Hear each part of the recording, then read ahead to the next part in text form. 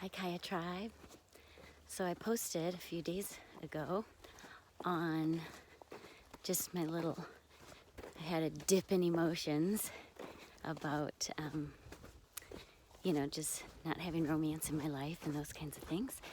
And it occurred to me today, sometimes you just have a dip, sometimes you're just not feeling that good.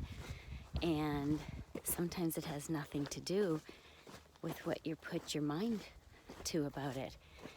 Sometimes we all of a sudden feel sad, or we feel angry or anxious or upset.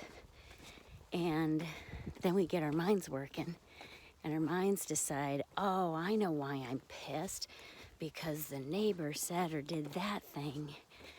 Or I know why I'm anxious, because my boss gave me this big project to do and I'm tense about it, or whatever it might be.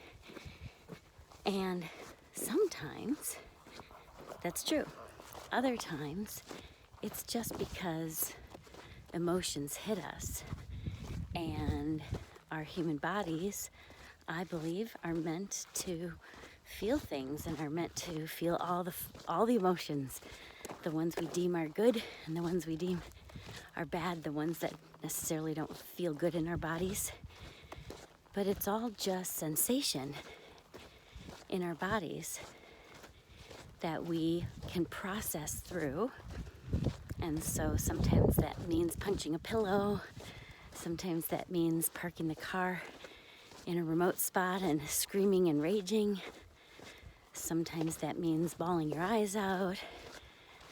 And on the other side, sometimes that means jumping for joy and laughing your ass off and things like that. And most of us enjoy the latter, the feelings that bring us up and make us feel like we're attached up, versus the feelings in our body that are going down and feeling like down in a pit in our stomach and those things. So anyway, it always reminds me, again, I'm human, dang it, and how important it is to just feel it, whatever comes. If it's anger, feel it, feel the anger, let it process through your body. Sometimes when we're triggered and we feel things, we actually can really have our mind support it and find out, maybe this has nothing to do with the first thought that came to mind about what happened today or yesterday or this morning, but instead it might have to do with something that happened way back in our childhood, some kind of childhood trauma that we're carrying with us, our core wounding. We all have that. And if it's to do with that, some of us think, wow, my dad shouldn't have treated me that way, for example. That was bad. That wasn't appropriate. That wasn't right for my dad to say that to me, or my dad to do that to me.